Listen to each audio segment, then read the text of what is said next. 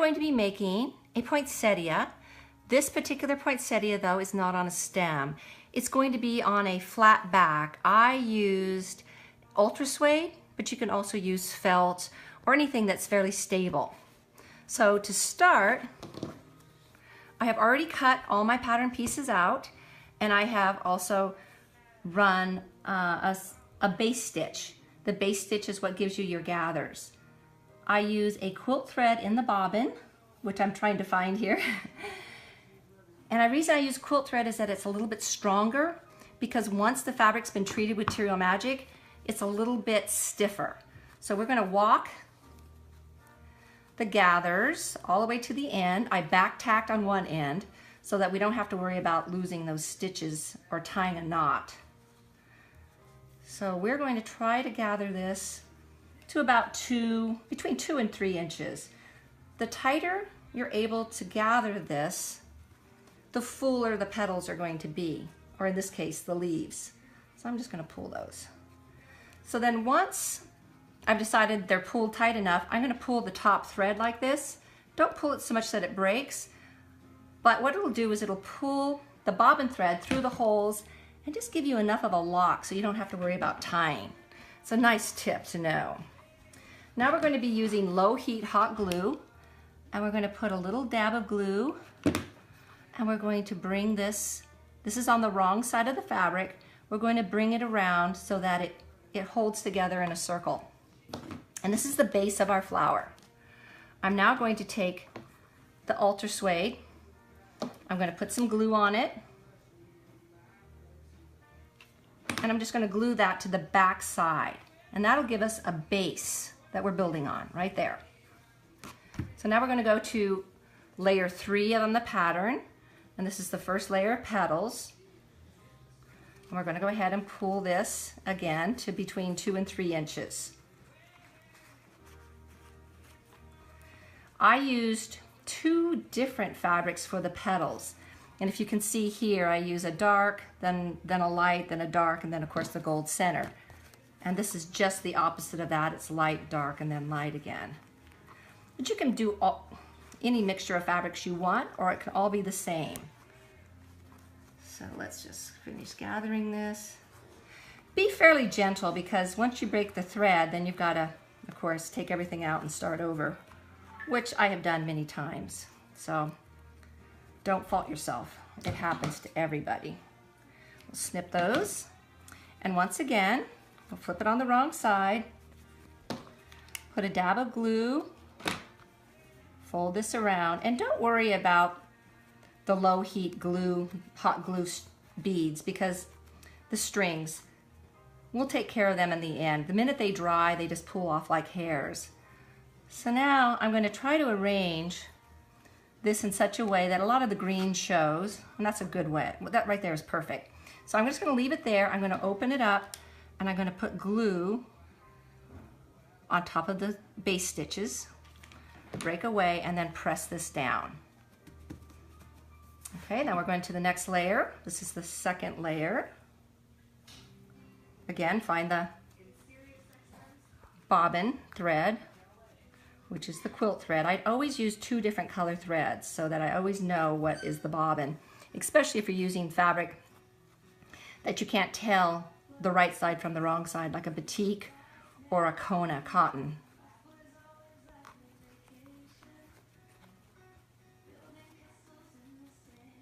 Okay, now I'm going to pull the top thread again,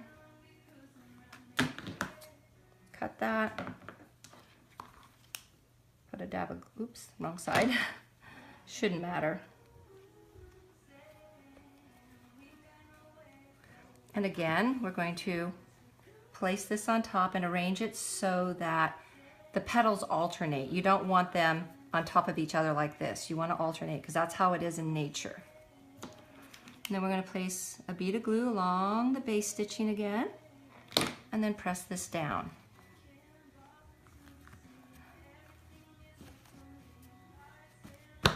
Okay. It's our last layer of petals. I have these long nails, and they're kind of hard to sometimes maneuver threads.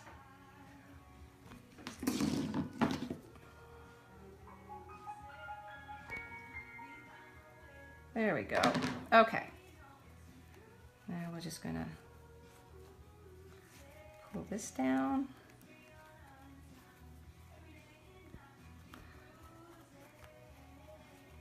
And then pull the top thread again.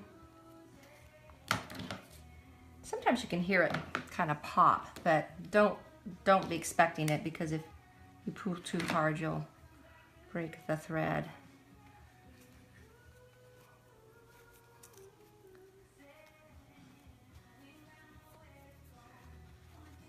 Okay, so now I'm going to just put another layer of glue on the stitching and then press this down.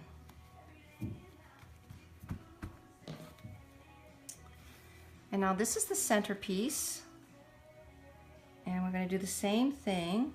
Gather it. It's probably going to gather to about 3 inches. This has metallic in it, a lot of metallic, and so it's a little bit harder to walk the stitches down. And if you find it too hard, this is a bottle of water. You can just spritz this with a little bit of water, and don't worry about the Terial Magic. It'll stay in. You have to soak the Terial Magic out, and that way it walks down much easier. So if you're ever working with Terial Magic treated fabric and it's too stiff, just spritz it with a little bit of water and it'll be back to like it's untreated fabric. So we're just gonna keep walking these down.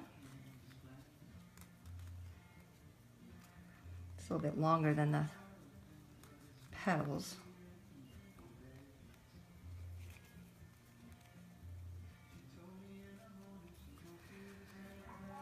And here,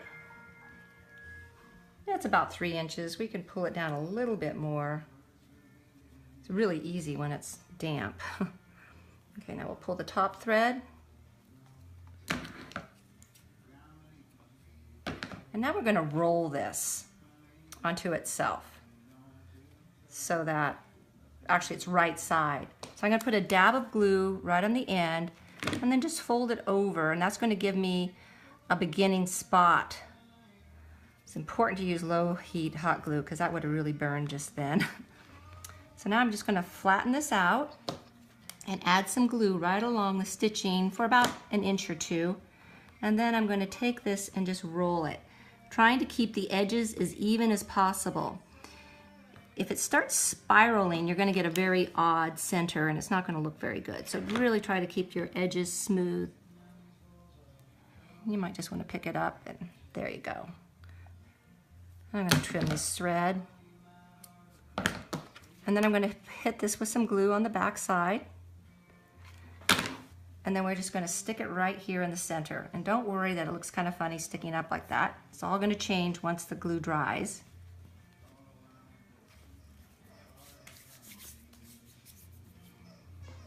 And then once it's dry, even though the fabric's still a little damp, it should fold down. And if it doesn't, you wait for it to dry and then it'll definitely fold down. But I think this will fold down pretty well. And then the center, I like to add a sequin with a rhinestone. And I chose some gold ones. So I'm going to use a pair of tweezers here and pick this up. Oops, I'm going to try to pick it up. And hit the back of it with a little bit of glue. That's my dog playing with his squeaky toy. He wants to go on a walk. We're past his walk time, so he's...